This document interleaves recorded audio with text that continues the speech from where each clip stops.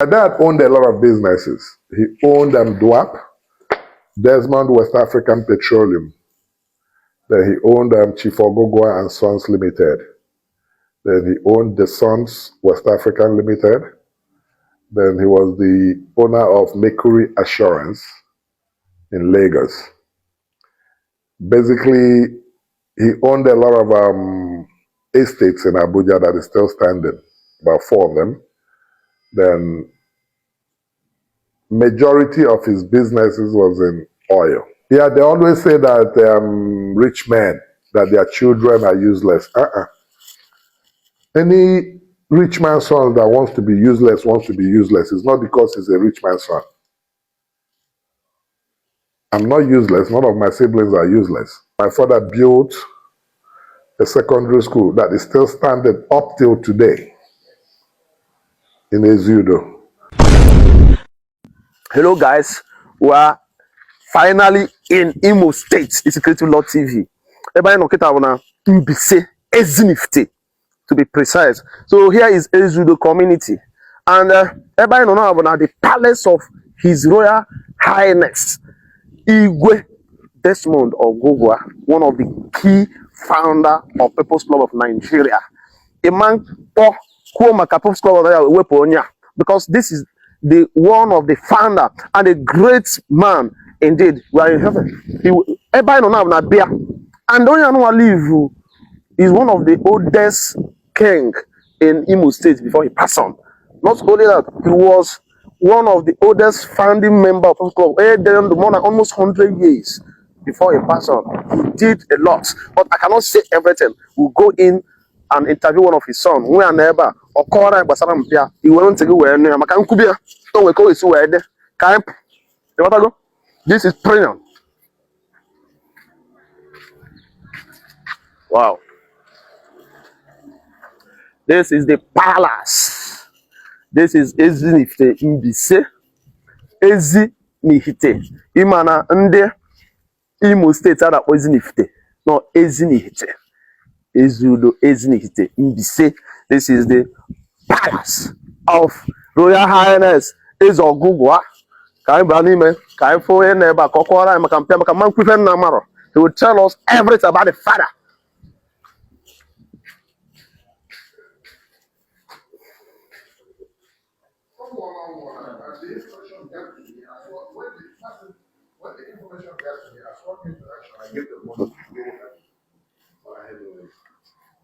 Good afternoon, sir. Good afternoon, my brother. How are you? I'm fine, sir.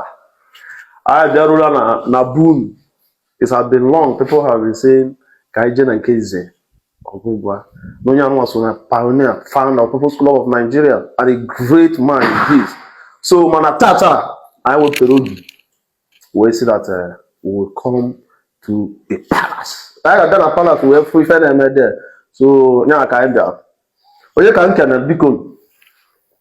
Okay, I'm asking one Igbo, so if you don't mind. So you can tell me. So okay, may we know you, sir? My name is Crown Prince Desmond Ifeanyi Ogugua Jr.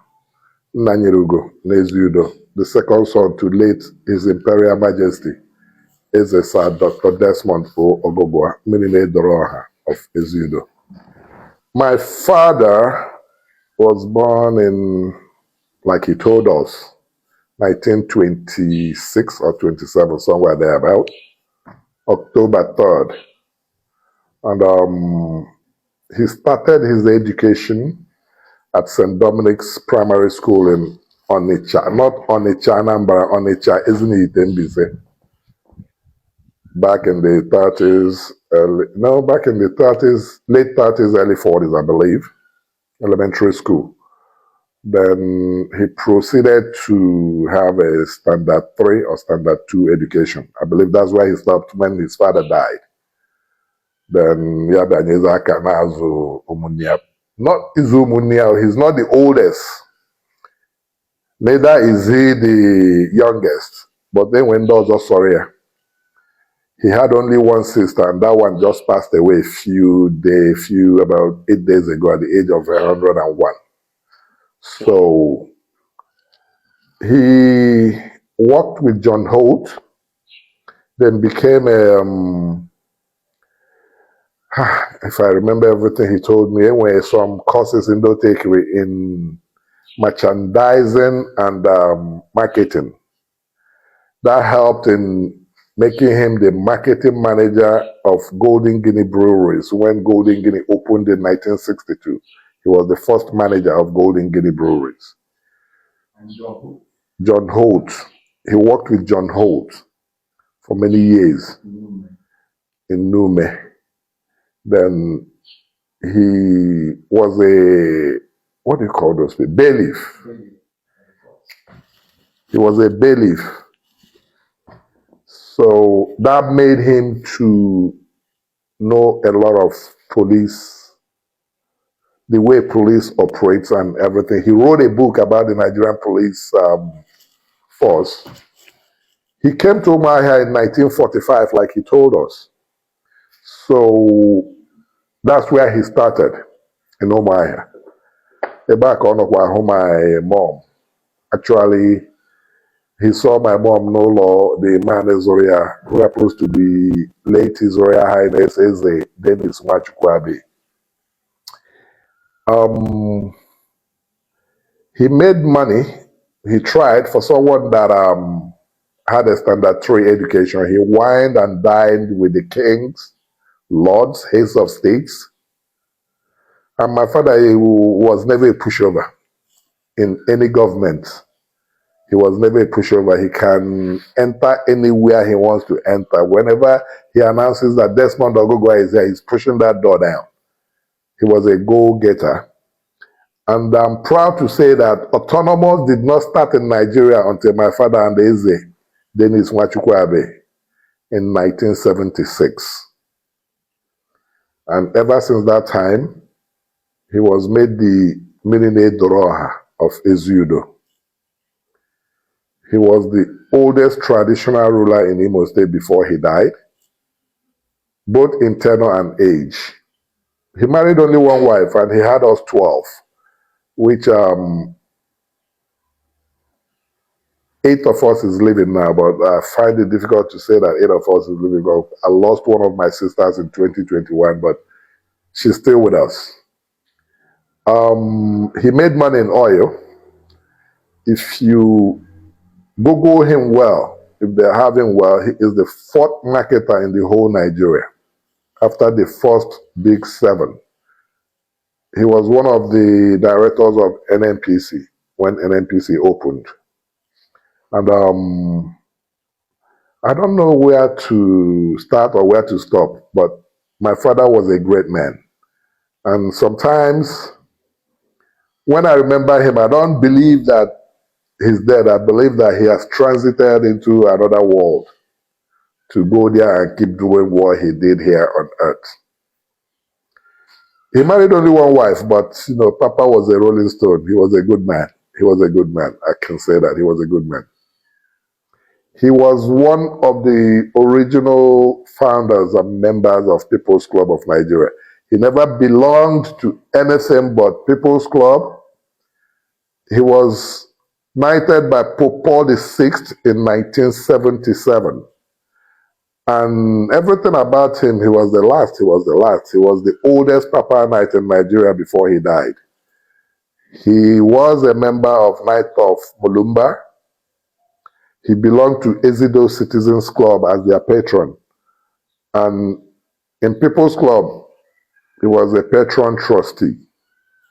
So whenever they sued People's Club, they were suing him. Unfortunately, these days, whenever they sue People's Club, they sue me because they will bring the paper and say that I'm the Desmond Ogugua living now. So I've been going to court in Umuahia all the time. So he was the last of the founders that died, and he died on April 26th, 2019, at the age of 94. He was a great man. He was a great man. My father became the Midile Droha of Eziudo. I believe that was summer. I can't remember because I was young. That was like 10 then or 11. I'm not sure. But he became the king summer of 1976. The people that were made then, the kings in Imo State were called chiefs or warrant chiefs or whatever they were called. But when they changed it to become Eze's, he was made the Eze of Umuahia Eziudo. But Eziudo people said, forget the Umuahia, is the Minine Doroha of Eziudo. That was in 1976. And that was when the people that were with him then in the traditional system of Imo State, there were people like late Dr. Kani Ibiam, Ubenyi Obala, Ezar of Arochukwu, what's this man? Ikonne of Aba, Ezeonu Egunwoke, Bernard Enwere Mmadu, what's this man from Uguta? The man that had that around this time is the Uguta king, if I can remember all of them. The man from Omololo, Osfondo Motos. Those were the people back then. He became a king in 1976, to answer your question. Okay, he was the king of Eziudo from 1976 until he transitioned in 2019. And he was buried in that 2019, December 19th, or December 20th, I'm sorry, 2019. And Eziudo people had the mourning period of 1 year. After 2020, in February 2022, my older brother, who happens to be this, received the staff of office as the Mirine Doroha II of Eziudo. And his name is His Royal Highness Eze Charles J.N. Ogugua Mirine Doroha II of Eziudo. Okay. And he's the current king of Eziudo. Or what did he bring to Eziudo? Wow. When he became a king in 1976, every Eziudo son went to once you graduate elementary school, there was no secondary school here. Every Eziudo person was going to secondary school, maybe in the neighboring villages and all that. But my father built a secondary school that is still standing up till today in Eziudo. Then he brought some of his business partners from Germany. They built the school as an NGO named after the lady business partner of my dad, which happens to be SL Records Secondary School. But when the government took over, it was recorded as a private school owned by Eze Desmond Ogugua. But when the government took over, my father told them that that thing would never change, that he built the school with his money. But building the school, he had to get the community to donate the land. 2 communities donated the land that was used to build the school, which happened to be Umuahia and Umuchekwa. So he built the school for Eziudo. During his time as the king of Eziudo, every year, then there were 13 villages in Eziudo. Every year, primary, secondary, and university, every year, one person comes out that is we still maintain it up to today, that my father trains in school under his foundation. Then he did a lot of roads, but coming here, you will not notice it because of the way the government messed the roads up. So he did a lot for the community. If you go to the market square, the church, the Catholic church there, if they spent 1,500,000 belonged to my father, both in Anglican and Catholic. And my father was somebody that never believed that because I'm Catholic, I will keep going to Catholic. He worshipped in everything, but the only thing he never liked about cherubim was when he comes, they will tell him to take his shoes off. He will tell them that he will never take his shoes off. He will walk into that their thing with his shoes on.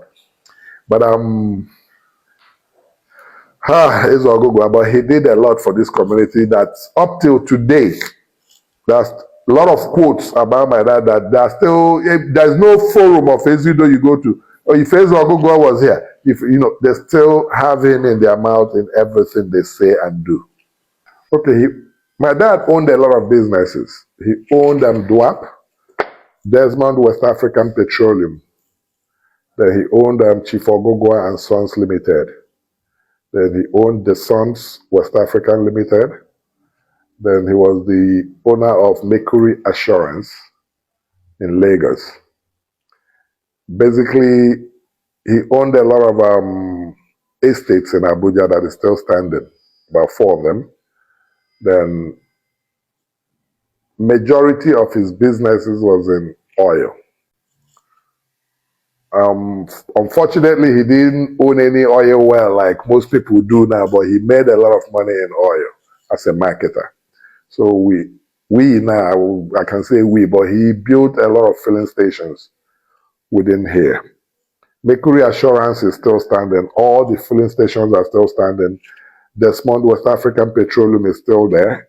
The only one that is is the Sons, because that was like what he named after my mom, and it was like a beauty kind of business, and none of us was into that one, so we didn't focus on that.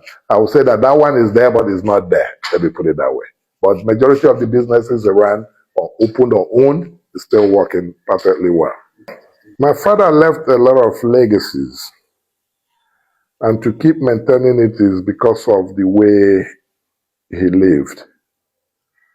He brought in the young, the old, the man, the woman around him.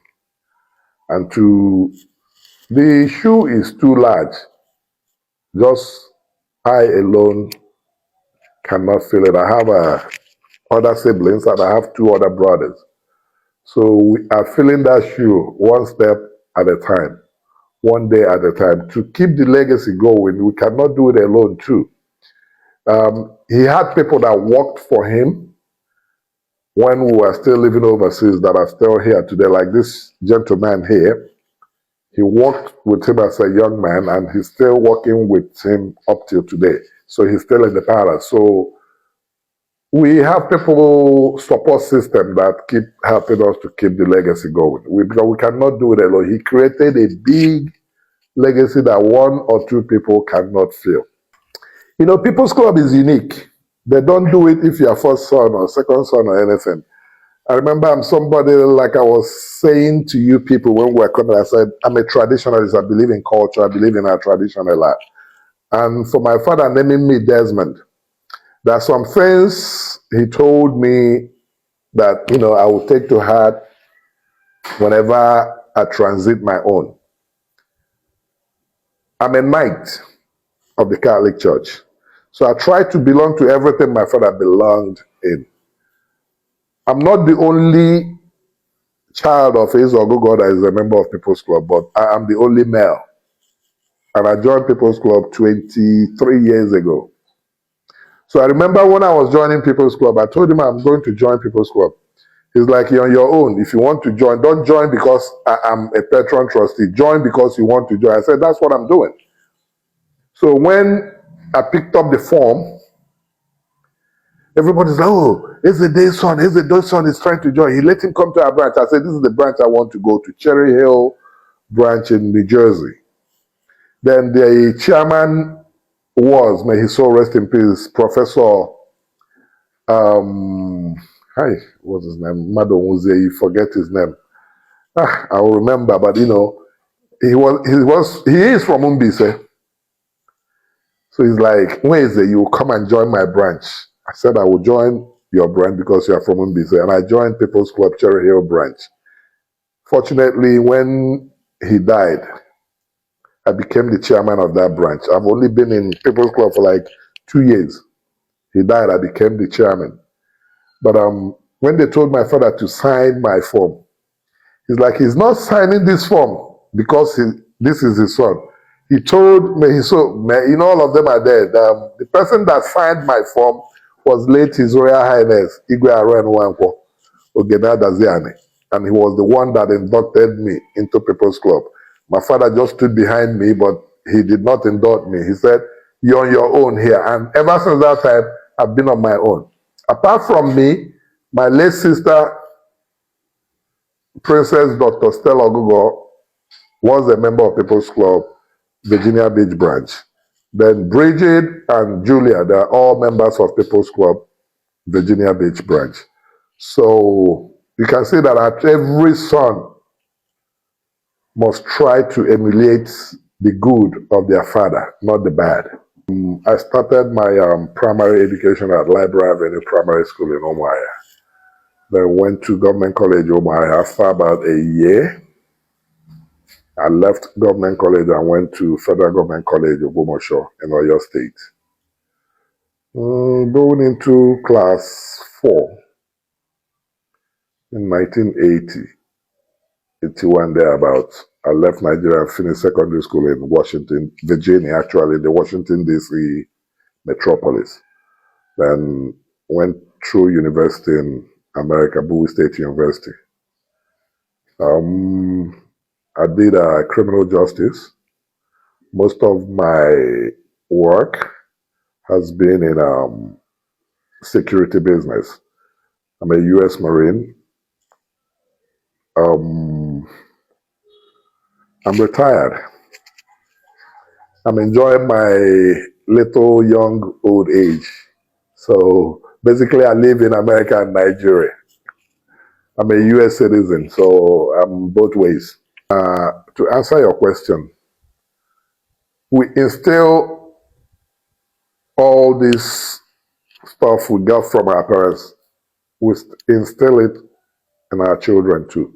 And I encourage any man that is of Igbo tribe, Igbo heritage, even if you married an American, like most of us do, or you are married to an Igbo woman, you have children, always bring them home. Yeah, I know some of them don't want to say that coming here to live for good because of insecurity and all that, but bring them home. Let them know where they come from. I will use myself as an example. I have a 27-year-old son and a 23-year-old son. They come home all the time. They prefer to come home than to be there during Christmas period.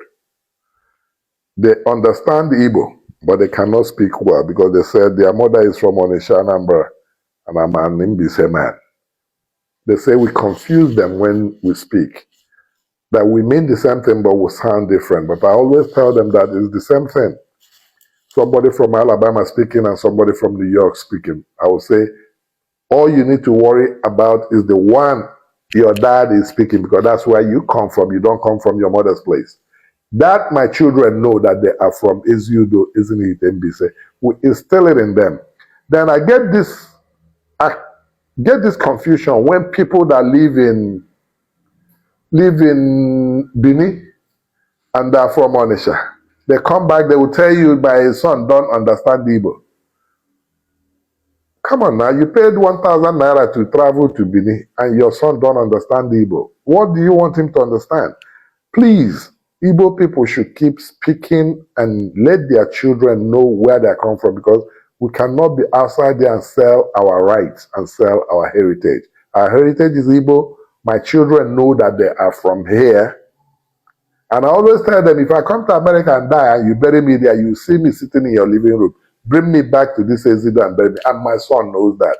And he has promised me that he will never marry anything but an Igbo woman. And I'm really, really happy. And he's dating an Igbo woman too.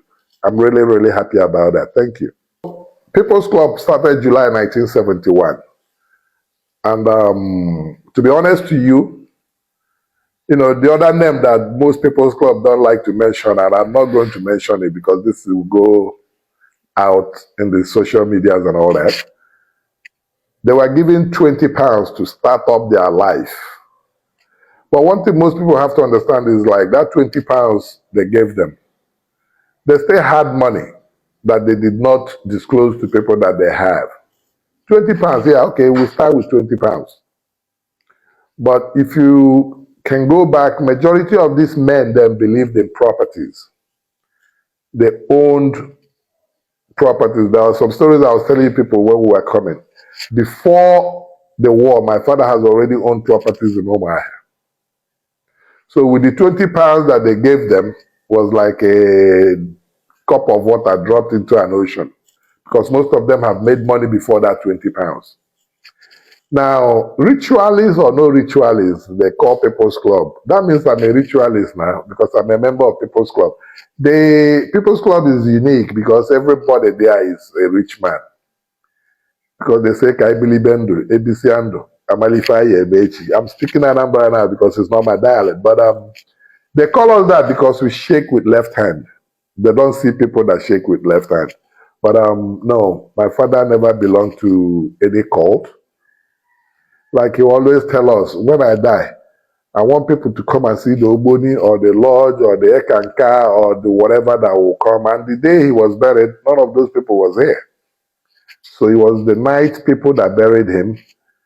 And I've not gone to any people's club burial that I see all these Oboni or anything there that will show up. This man fought real hard to make a legacies that their children are supposed to carry on. And the advice I will give any son or daughter of these great men, I call them great men because they were great men. If you go to People's Club and you see their bust there, that don't follow that footstep that their father followed, that don't maintain that legacy, I think they're doing an injustice to the great man or woman that followed to start this great club that is still standing and waxing strong today. Yeah, they always say that rich men, that their children are useless. Any rich man's son that wants to be useless wants to be useless. It's not because he's a rich man's son. I'm not useless. None of my siblings are useless. But we maintain our father's legacy.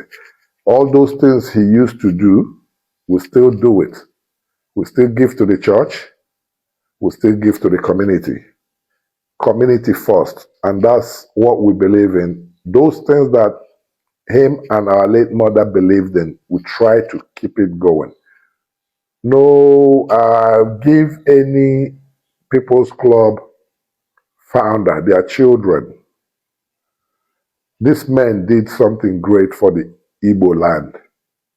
We as their children, we have to maintain it and pass it on to our own children.